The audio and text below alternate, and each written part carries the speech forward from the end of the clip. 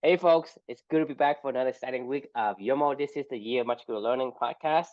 So today we are doing Reflection 242, and I guess this one is a new book. We finished our favorite book, Anti-Fragile, last week. So this is a Brave New World. So let's see what we got. Yeah, so Brave New World, another dystopian 20th century masterpiece written in the 1930s by this guy named Aldous Huxley. The reason why I ended up reading both 1984 and A Brave New World, because you saw how they're kind of following in subsequent fashion, was from that Amusing You got Ourselves. into a kick. It did. Well, it's from that Amusing Ourselves to Death book, which actually I Uh, got that from another book that I had recently finished right before that. Amusing Ourselves to Death talked a ton about 1984 and Aldous Huxley and Brave New World. I'd never even heard of A Brave New World before, but I guess this is like a really, really famous, novel from the 20th century. And so because I'd heard of 1984, that's why I read that one first. And then I was like, that was kind of interesting. All right, I'll check out, A Brave New World. So that's how I ended up on this book. And I actually really liked it. It was really good. I liked them both, actually. I think 1984 was better overall, personally, but this one was also really interesting and good. So the title of this one is For Ford's Sake, Emotions Are Not Our Enemy. And I'll explain. Started off this reflection with the words stability. And because I listened to this as an audiobook, this is by an English author, and it was read by an English guy, and he was like, stability. He says it like all the time, kind of, like just like that. So every time I hear this word, all I can ever think of is stability. yeah. So in this Brave New World, by the way, just got to set the stage a little bit. Whenever they get mad or whenever they're happy or whatever, they say things like, for my Ford and for Ford's sake, and things like that, right? So because they worship Henry Ford, the automotive manufacturer, because of how good he was at perfecting things and breaking down the things to a perfect little combination, right? For stability and for, all the things that he was able to bring to the table. So he's like their hero is Henry Ford. So they say, instead of, God, they say Ford. So like, instead of like, God damn it, it's like Ford, damn it. So that's why the title was For Ford's Sake. I think it's funny. So I was joking around. I could see myself on a tennis court just yelling Ford, like instead of fuck, because that's what I normally would be yelling after I get mad at myself. But anyway, moving on past that little fun quick note, I just wanted to describe the title a little bit. The Brave New World, right? This society, they were governed by these three things called community, identity, and stability. So everything in the Brave New World was like, that's what was planned on all their government buildings is community, identity, stability. So this was their motto. This is their mantra. This is their seventh generation committee meeting, when they all got together and they're like, hey, this is how we're going to prosper together is through community, identity, and stability. So what they You did get me doing was, it now. well, I mean, you should listen to the audiobook because you'll know exactly what I'm talking about. It's really funny. This is how they plan to prosper in this society and the Brave New World. What they do is like they don't really have parents anymore. They don't really have a nuclear family anymore. When children are born, they're taken to they're like conditioned. They try to condition their emotions out of them, basically, through like societal programs and things like that, where they all are kind of brought up in the same way and slowly, have their emotions conditioned out of them. And then through the rest of their life, their emotions are regulated by this stuff called by pharmaceuticals. They call it soma. SOMA is the drug that they take. So it's like this like perfect drug that keeps you like at a perfect state of like happiness. So whenever you feel like, down a little bit, take a little bit more soma, or whenever you feel good, take a little bit more soma, but like there's limits to it. Is that the purple pill? It's a drug that numbs any sort of discomfort from anxiety or stress or general uneasiness. I think it's just a fake drug. But in all seriousness, it's kind of like, this is written back in the 1930s, and we've gotten closer and closer. We always are striving for this like perfect, Zoloft or something, that we can just regulate our emotions where we can always stay at this like perfect level. So in theory, based on this book, like, they say like this is a non-harmful drug. You can't really OD on it. You can't really, take too much. There's like a limited amount you can take over the course of a lifetime. But anyway, so you get the point, right? So in order to have community, identity, and stability, they take these children, they rank them into like you're like an alpha, you're a beta, you're whatever. They like class rank them, and then they teach them how to be in that class, and then they regulate their emotions throughout the rest of their lifetime. So this is how they prosper together with community, identity, and stability, right? Stop So it. this book got me thinking though, like, it's like you see this time and time and time again, like, with even things like Stoicism, in the way that modern day Stoicism is thought of, or you see it with like Spock and how he was the rational, logical man that doesn't have any emotions. Like, you just see this over and over and over again throughout, like, I feel like humanity, where we constantly are just like shitting on our emotions. And we're like, if we could just get these stupid emotions out of the way, like, we'd be able to prosper and live a great, happy, normal life, and it'll all be, well, we could figure this thing out, right? Humans can be better without these emotions, right? I mean, you know what I'm talking about, right? It's a common theme all the time. It feels It's awful. dystopian, and you get my point, right? As I've gone through this whole journey, and as I continue to go on this journey, the more that I've learned, emotions are not just not our enemy. They're probably the coolest things about humanity, right? They're there for a reason. If you can hone in on it, understand why you're doing what you're doing, it's really a signal, right? You can find the signal in all that noise of what is causing this, and point you in the right direction. Unfortunately, for people in the Brave New World, in this dystopian paradise, they don't do anything. They don't produce anything. All they do is consume shit all day long and try to moderate their emotions out of their system. And they have no fun. They just walk around and have sex for fun, kind of thing, because they don't do it for procreation anymore or anything along those lines, because they have like a baby making factory where they make the But babies. there's no And emotion, so how can you have fun? I don't know. I mean, like, so my point is like, we these there's this general perception, I feel like, and correct me if I'm wrong, but I feel like most people think, like, if we can just think more logically, if we can just use our rational brain, if we can take our emotions out of it, and we can find a better path forward. Like, I'm actually arguing the exact opposite. And I think you and I argue the exact opposite of this all the time, of like, beavering on purpose is, there's a lot of noise, like I said, but like, find the signal in the noise of like, why do I like to do this, and go deeper. Use your logic then to go deeper as to what draws these emotions out of you, why is it happening, and then how can you go harness those to go drive yourself and go run downhill. That's what that's really what this journey has a lot been about. Is like one of the key discoveries I feel like both of us have discovered through this whole entire thing is, and we were talking about this, just before we hopped on this podcast. It is a similar topic, but like, for me, it's just heart. Emotions are not our enemies. I'm so sick and tired of everybody blaming emotions as bad things, and like, and building these dystopian worlds around this stuff and telling us that it is a bad thing. They're not the bad guys. So if you actually want stability, in my opinion, listen to your emotions and embrace them, and they will take you into a more stable place, because you will be doing stuff that you can do over and over again with love and joy and all the other things coming together, regulating your emotions out of you, and not knowing what you're doing at all for any reason. Like, you're just doing to do in this world will never be, in my opinion, a way for stability going forward in the future, because eventually, like, you're gonna just fall apart. Nobody just does shit to do shit, and if you do, you crumble. Like, I mean, you know what I'm saying? Like, I mean, I'll pause there. I'd love to get your thoughts. Your emotions are like your scouts. I mean, you think about an army, right? Let's say you're an army, your emotions are your scouts. It tells you what's going on, right? If something is bothering you, that means you're not in the wrong place. If you put your hands on the stove, right, you're gonna have some kind of emotion, some kind of distress, right? They say, hey, that's not where you're supposed to put your hand. If you don't have emotions, your hand is gone. Your hand's burned out. Right. So whether or not you're angry, whether or not you're sad, whether or not you're bored, right? It is a signal. It's your scouts are telling you these are the information that I've gathered from the surrounding, and I am warning you that it's not within our system parameters. We need to move away or move towards. And basically, this is your cue. Imagine you don't have any kind of your emotion is essentially your feelers. It guides you through life. And if you look at the people who say, a condition say emotion is in the way. I mean, the thing is they don't understand the emotion is there to protect them, because if they have no emotions, there's nothing to live for. Because Right. you think about somebody who That's exactly what this is book was about. emotionless. I Yep. mean, you think about the number of suicides in our world today. What are they correlated with,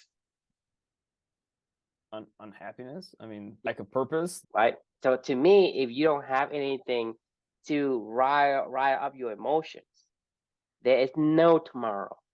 Mhm. What's the point of tomorrow if there's nothing to live for? What are you doing on earth? If I'm not here, that other guy can take my place easily, and I'm a commodity. There's no Right. need for me to be here. People need to have a purpose. And the way humans are built is different. We need that emotion. It's just because I mean, I really like this phrase, and I got this from Snow. Snow, the way it's life is in a transition, right? We want to move to the next stage. So that's what keeps us going. It's just because we want to go to the next place. This is why The Alchemist is so powerful. This is why even some of the books that we read so far is all about, okay, we are yearning for the next thing, but the thing we want is already what we had.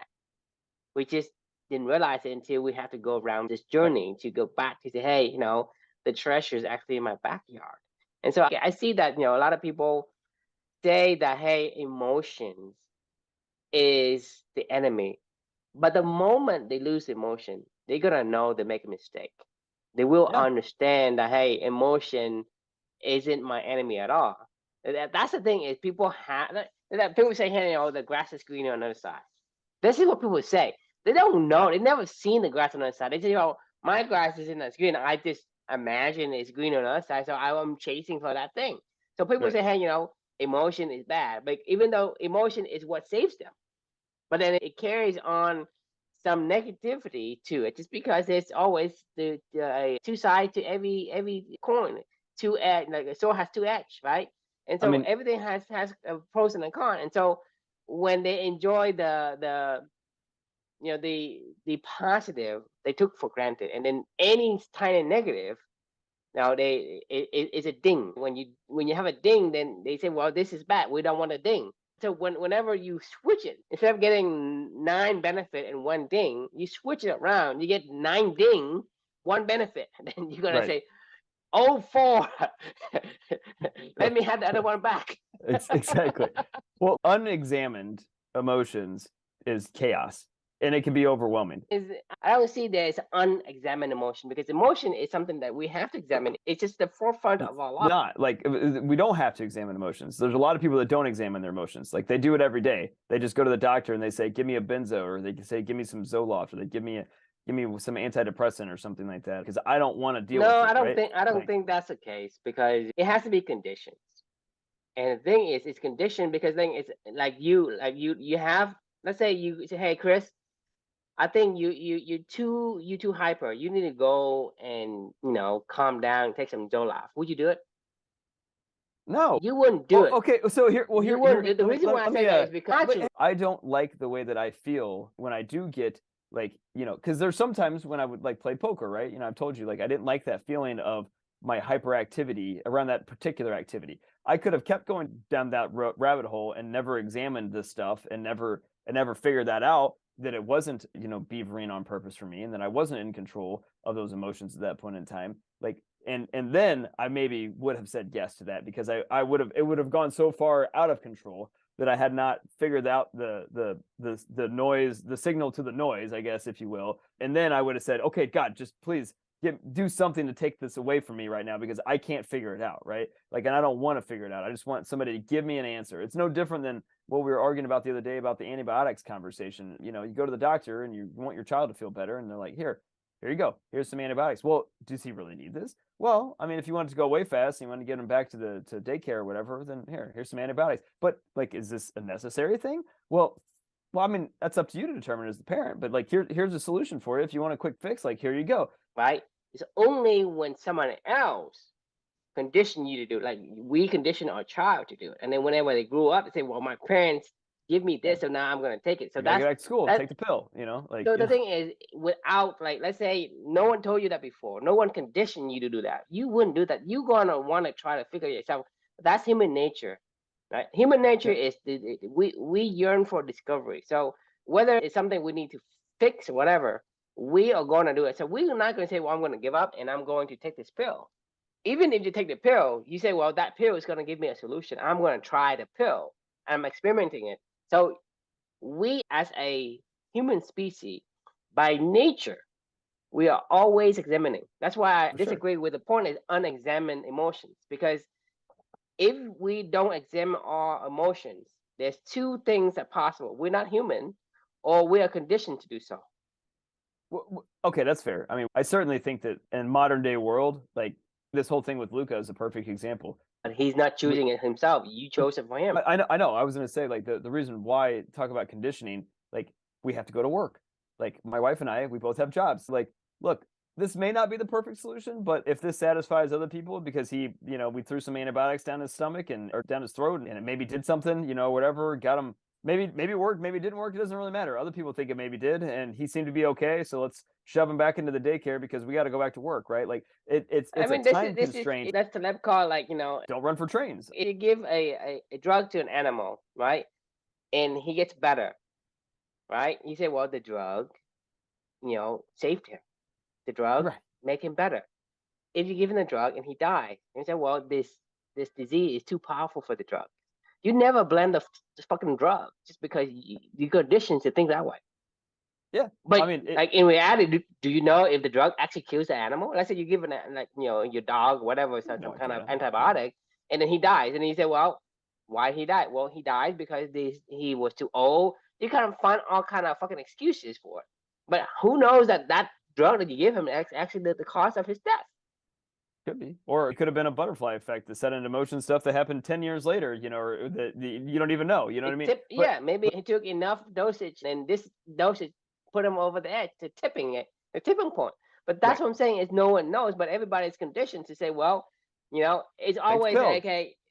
Just like we're talking about like God, right? When I did something great, God is in charge, and when I did something bad, you the one who did bad. God didn't do nothing. Right. No, I think it's a good point. What I was trying to get to with bringing that up, the example is the time constraint in modern day life is we don't even have time to examine. So talk about conditioning, like we've So the conditioned thing is, the time to time is in examine. condition. Yeah, Yeah, not have. we have no time to even examine our But we're talking emotions, about we were what, a time billionaires. Right. Yeah. Yeah, right. So you're telling me that we have no time, and we're conditioned to say, "Hey, there's no time." Yeah. I mean, we got to get back to work. We got to From get back to life. I don't know. I mean, it's from society. It's so just it's from what we're conditioning, conditioned right? So into. you agree with me? I This agree. is conditioning. We are conditioned to that. So we are right now. We are teaching you. You are teaching your kids how to live the conditions of your society. Right. I'm teaching my kid how to live the conditions of my surrounding or our society, right? Yep. We live in the same country, so it's our society, right? Our society is the same. I'm just saying, hey, in case that you live in another country, your culture is different. You condition your kids in those society. For Right. example, in Asia, right? Regardless of how wrong a parent is, you cannot disobey them. If they tell you to drink poison, you cannot disobey them, right? So that's conditioning. To me, Good Ford. Jesus Christ.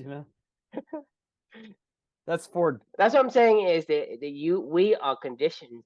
We are Right. being conditioned while growing up. So if you live in a society where you've been created being free, then you would not put that on yourself as a natural human being. Your natural instinct is to can examine it. That's how we are as a human. This is a single trait that makes us human.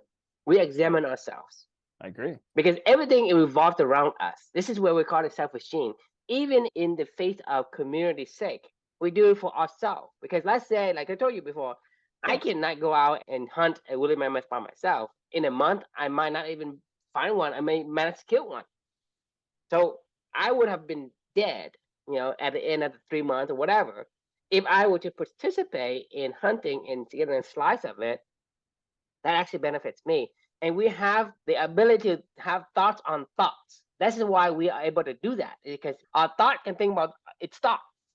This is what separates you from the animal. The animal has thought, but they don't have thoughts on thoughts. I mean, As far as maybe they're just so concerned, right? more involved. They could be just that much more involved than us. They're just like, these idiots, they haven't got to the thoughts on thoughts on thoughts. And then, our dog is just walking around going, if they have thoughts on thoughts, they be willing. I'm just one throwing could argue that I work for my dog, and she does nothing around here, No, you're and, conditioned for that. You're I'm conditioned for kidding. that. I know, I was kidding. Certain thing that not always like completely idiot in that Right. regard. I said, well, I don't know exactly what it is, but I can say, hey, there is a ballpark vicinity. Maybe it's on this side. It's on the left side versus the right side. Right. At least I know, hey, right side's dark, left side's light.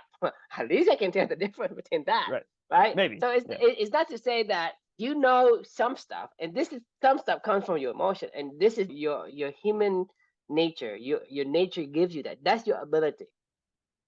You I have believe so you have this emotion that guides you. Say, hey, this is something that it's say this is good.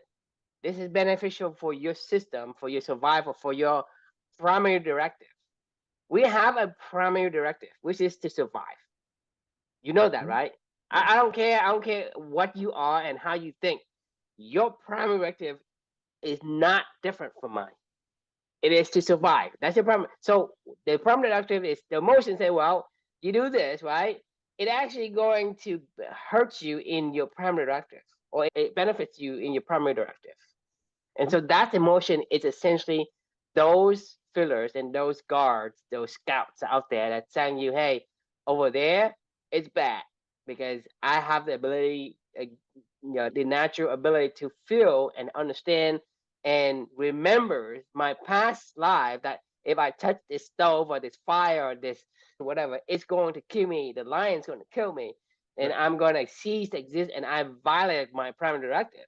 So these feelings, these emotions, these feelings are Yeah. histories on histories of experiences that you have passed on, or like Billions of whatever years, you know. whatever your genes, right, has experience in it, whatever it modified into, and you have kid, that memories is passed on to your kid. Right. I mean, for sure. And so that is your emotions. And you think your emotion in that patterns in that way, how can you say your emotions to your enemy? If you do that, it's not logical. I agree. That's why it's like I think there's just I think it's natural to see these things as throwing our stability into a loop. You know, when really strong emotions rise, you can't really make sense of and figure out how to navigate in this world and to blame them. I mean, I think that's natural. But it goes back to what you were saying about the selfish gene, you know, it's not logical necessarily. If everything you do is supposed to be in your selfish order, then why would helping somebody else somehow, you know, we understand now, like obviously helping, like you said, you can eat a mammoth versus a squirrel, you know, but if you work together with somebody else, you know, and if you're more friendly and if you're more kind, like, but to think, you know, well, it's Those are selfish, the like, memories of our ancestor that say, hey, if right. you, these are the experimentations that our ancestor did. There But it's are counterintuitive. the It's people not that logical. continues to act alone and go kill squirrels or go find bugs and eat. They don't survive that long. They violate the primary directive, and the people actually work together has this humble puppy characteristic was able to thrive. Those Right. memories has been passed on. So that's why we from the selfish gene understands that because of that kind of memory.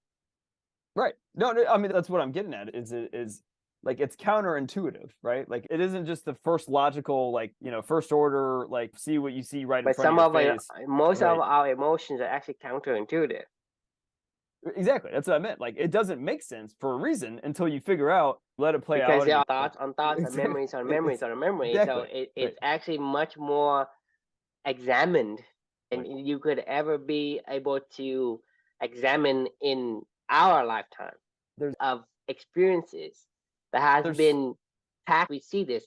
This is why our emotions are so strong. Say, why are you afraid, and why the emotion of fear of unknown is so rattling?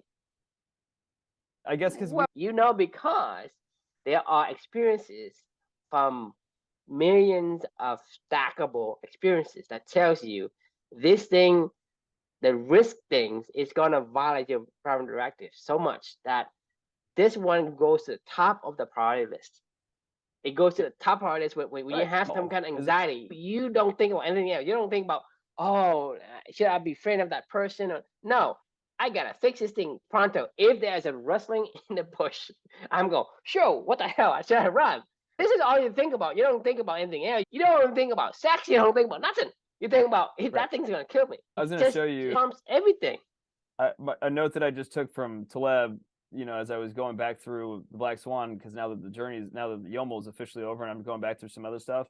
It just kind of hit me yesterday as I was listening to this. Of our job is to turn problems and then turn it into academics, right? We're going to go study. Like, find a problem, go study. Like you said, you got an emotion, you got fear, like you got a problem. Like, I don't know what it is. We don't know where it is. I have anxiety. I have a problem. Like, I'm happy. I mean, in a weird way, like, I guess you don't have a problem, but like, you could, if you wanted to, you could try to figure out what that problem. Anyway, go study that, right? Like, versus the other way around of what we often do is, we study some shit and then we try to go find a problem with it, and it's really funny when you think of it like that, right? Of like, emotions are our problem signals. It's like, hey, you got a problem. Like, you need to go figure this out. Don't just go pop a pill and, and numb it away like you do with, like, in this book with Soma, like every single day or whatever. Like every time that any emotion, they are conditioned from day one to say, like, you get an emotion, don't examine that. Like, just pop a fucking pill and keep going on about your day. Stability. Like, it's all about stability, right? That's the thing For is, Ford's sake. if I pop the pills, then why would I go on about my day? I don't know. Day. I mean, I have no emotion. Is, There's nothing for me to look forward to. I'm gonna play tennis. I'm gonna go play tennis. That's why right? in this So book, there is nothing. Why would you go to work if you don't have to go to work? They just meander through life doing casual, stupid things, like, in this entire book, which is the point, I'm right? telling Like, you, you if should you read take this this book. pill, I mean, it's the way I understand humans, based on what I know about me, is if you give me that pill, I would do absolutely nothing, because what they do, they don't do anything. the engine doesn't turn. There is no power. There is no potential for a thing to fluctuate. So there's no power for engine. The engine just stops. Monotony compresses time. How, right? to me, it does not make any logical sense. If there's nothing to turn the gears, how can anyone move? How can somebody go about that day? So to me, this is, in a way, I completely don't understand where they get this logic from. Because, like I said, if you give me Zoloft, logic. Like, if you give me Zoloft, right? What do you think I would do? Nothing. Nothing.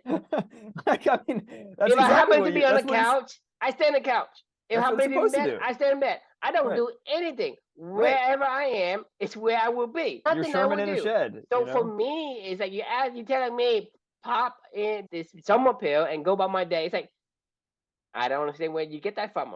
What kind of universe is that? You don't get something from nothing. There has to be something in your engine for it to turn. If it doesn't turn, it doesn't move. Novelty. We need problems to solve. We need to be, this is a good segue from where we were at. In real life, if somebody took you Zoloft, they actually don't do anything. No. I mean, they don't do anything. They don't go about their day. They don't actually do. They don't go to work. It numbs you. I mean, like, a numbed Basically, life the guy that if you took Zoloft, right, you just sit there like this. Whatever your natural state of your body. If you're drooling, you're gonna drool. If you shake your tongue out, you shake your tongue out. If you close your eye, you close your eye. Whatever it is, you're gonna sit there. You are like a vegetable. There's nothing. There's not going about your day. So to me, it's illogical. I cannot process that. Well, it's not illogical when you see entire philosophies written about it. And to be clear, like, we've talked about this with the Stoics. Like, I actually think the Stoicism is all about the space between stimulus and response as your freedom to choose. Processing emotions is really what I think Stoicism is really about. What it has become in pop culture is removing emotions from the equation, basically, and being emotionless is really what it's become in pop culture to people that I don't think understand what's behind it. But either way, my point is, what I'm getting at is, like, people like Spock, people like we talked about before, books like this, it's, you hear people, I don't know, you even hear, like, scientists or whatever. It's always, to me, Spock is also logical, mathematics, irrational. Right. It's also irrational, right? Because there's nothing to move him. The thing is for him to say, hey, I want to be this mathematician. I want to be this pilot. Well, it's not logic that drives you. What, so, I mean, a pilot? In the Vulcan night, right? In the Vulcan world, right? I don't know much about. You're the one who introduced Spock. Well, no, I just know that he's the guy that doesn't have, like, the Vulcans, like, don't have emotions, right? Or whatever, isn't that right? It's not the emotion that we think of, but there is emotion. But like I say, the Vulcan doesn't have emotion just for the fact that they don't express it. They just don't express emotions. That's what I'm saying, is they are emotions. But that's how it makes him turn. That's make him want to, like, in the Vulcan world, right? You have different jobs. You can be a scientist, or you can be a soldier. You can be, space captain or whatever. They have wants and desire. That cannot come from logic alone. So you have to have emotions. It's not that they don't have emotions, because if you say that, that fictional world doesn't make sense to me either. They just don't Because express them. you could say I'm kind of like more Vulcan like than you are, right? Yeah. So I ought to understand a bit better than you in terms of that, because having this introvertness to say doesn't mean I don't have them. I mean, that's what I was trying to get at with Stoicism, is like the whole point is to have emotions, but then to process them, and then through processing them, decide how you want to act. If you want to act like a shithead, then act like a shithead, and or you want to get pissed off at somebody, then get pissed off, but like do it because you chose to do that versus not. You know what I mean? Like, I think with most people, when they think about it and they have a chance to examine their emotions, go, do I really want to tell True that he's a piece of shit right now? No. You should, because I think only if you want to. I think the world is better off, because the thing is, if I'm a shithead, then you tell me I'm a shithead, and that you would have nothing to do with me. And if I need your assistance, I will change my behavior. That's a good point. Because in this world today, in this modern world, you are protected from being offended. You are being the worst person ever, and you don't even know it. No one told you. Right. Okay? You're being delusional, and no one told you. You think you're doing the right thing. It's called oblivious. You are wrong by thinking you're right. You are oblivious. This is the worst thing that can ever happen to you. So I would rather you tell me, because if we live in a world where the civil rule applies, right? The civil applies. That means that if I want to not be bashed by people, I won't bash other people, right? That means that I have to self-examine myself. But if I have no feedback, how can I examine myself? To me, the world is actually better off back in the 70s and 80s, where people are honest and, hey, that guy's a piece of shit. Do I want to be a piece of shit? Oh, I don't. I need to change, because I don't live by myself. I live with other people. So I'm going to change to get the self-esteem satisfied, because I need to be part of that community to hunt the woolly mammoth, to get my rations, to get my portions of what my contribution to society. And to me, society will benefit better if you do it that way. Hey, you can't call me that. You can't call me stupid. Like, fuck you, stupid, right? Yeah. I'm helping you by telling you, by reflecting back at you what you put out. If you like it, you keep it. If you don't like it, change it. I think you make a good point, you will change. I will change, because if you treat me badly, I'm going to say, what the fuck did you treat me badly? Right? I'm going to examine myself regardless. I'm going to examine the world regardless. Good point. Because you don't pamper anyone like that. That's what I'm saying is. I think it's actually the opposite's encouraged in the business world at this point in time of, the people that are more short-sighted and barky and getting it done, GSD, like get shit done kind of people. I've told my team this many a times now. I don't like to coordinate operational efforts of stuff that I don't even like to do, but I do it. And here's what happens is I get really barky, and I get really shitty with people, and I get really angry. It just means you shouldn't be doing it. It means I shouldn't be doing it. Right. This is what I'm saying is I can do it. Don't get me wrong. I know what's expected of me in this environment. I got to go start barking orders to people, and I got to go start, I got to get this stuff done, and I got to make it happen. Right. And I don't give a shit if I run over people or if I don't run over people. They're in my way, and the truth of the matter is I hate that about myself. That's not who you want to be, who you are. It's not who I am. The emotion, this is not good for your collective being.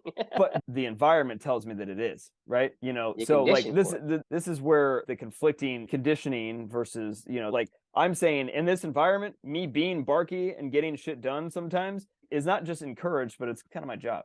I'm not saying that somebody's ever told me that, but if I just sat back passively and was like, all right, everybody, just take your time. Nobody take control. You need to get hypnotized. I wouldn't have a job, right? Like no, you don't have that job.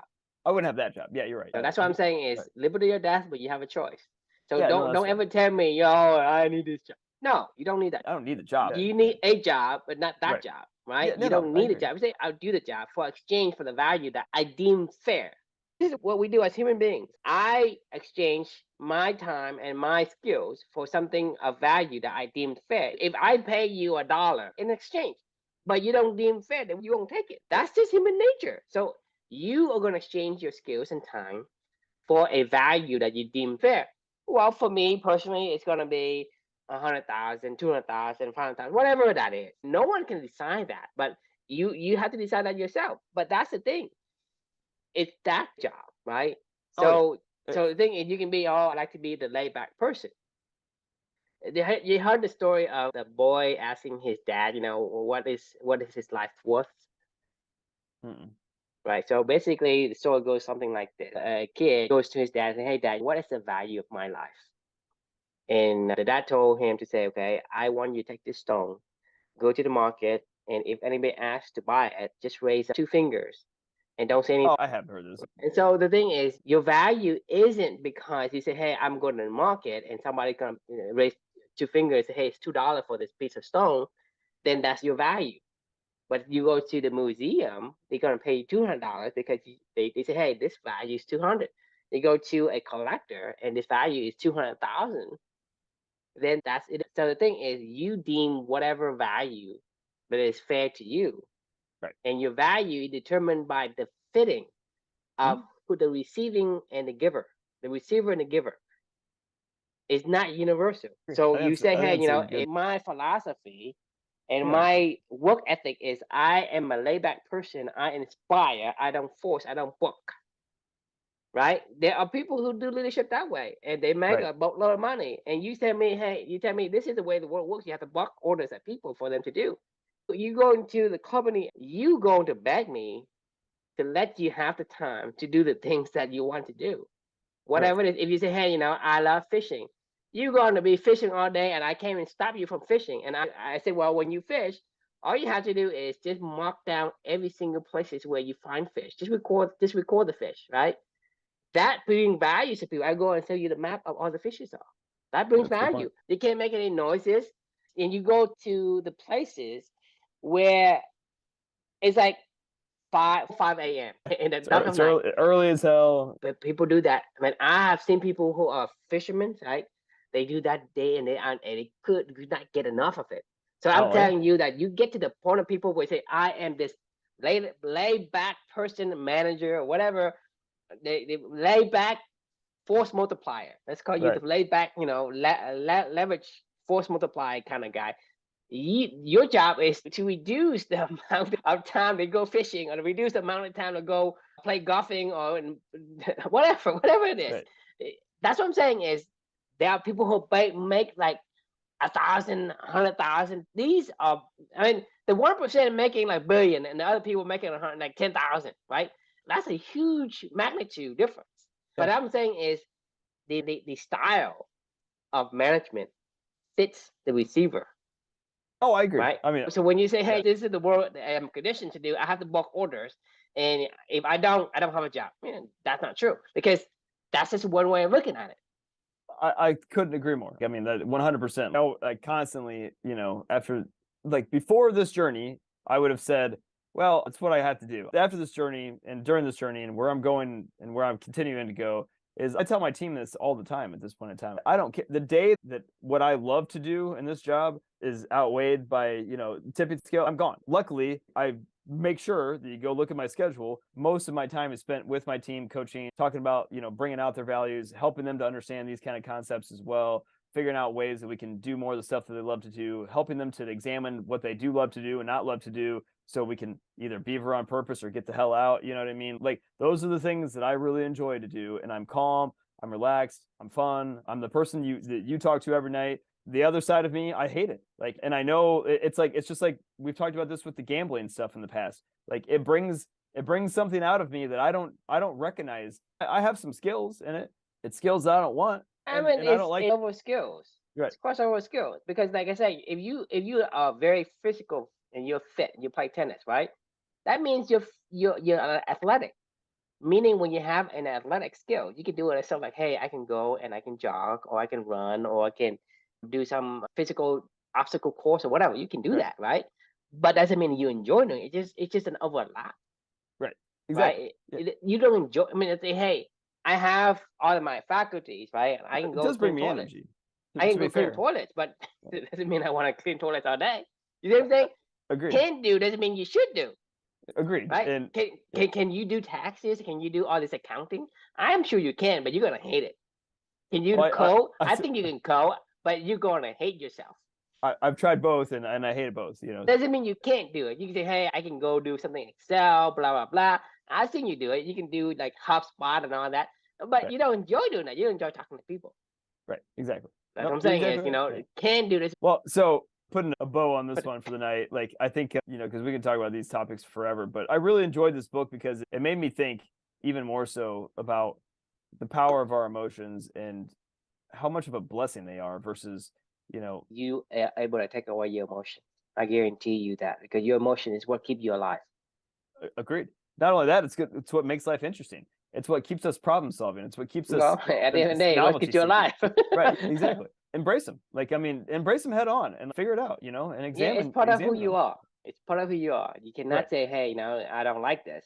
It's like, what do you mean you don't like it? It's who you are. And you don't like who you are, then there's nothing I can do. I'm sorry. You're unsavable.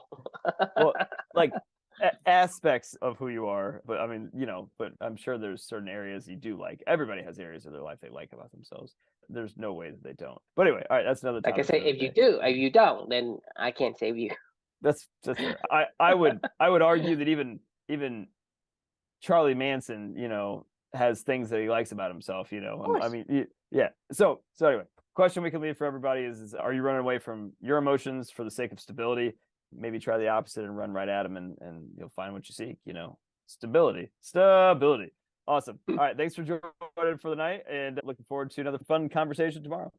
Yep, can't wait. See you mañana.